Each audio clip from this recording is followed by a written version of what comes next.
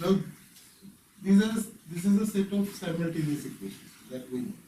And what we have done up till now in 12, those were all the problems related to maximum 3 by 3. We never came across 4 by 3. And till 3 by 3, we even have a method called as using determinants. What is that method called as?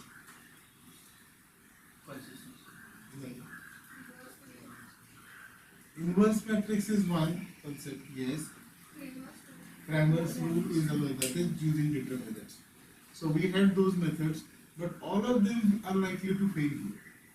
Because what is happening, even to find inverse, we will have to do lot of things.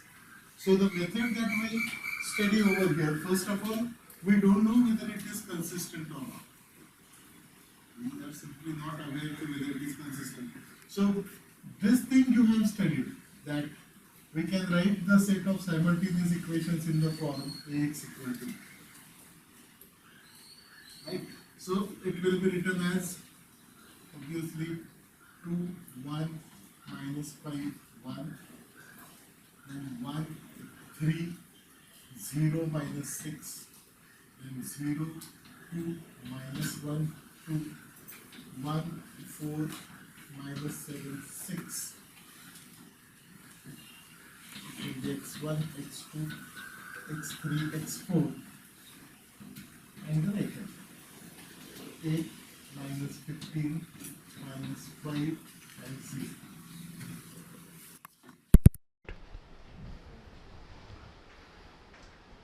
So we write it in this way. Now, whatever you have studied earlier, is anything of our help? Because if it is Cramer's rule, it will be delta x upon delta. So delta will be mod A. Finding 4 by 4 mod A will be difficult. Or is there a way to find mod A also in a faster way? Okay, or anything else? Row and column transformation. So what he is suggesting is row and column transformations. The word he has used is row column transformations,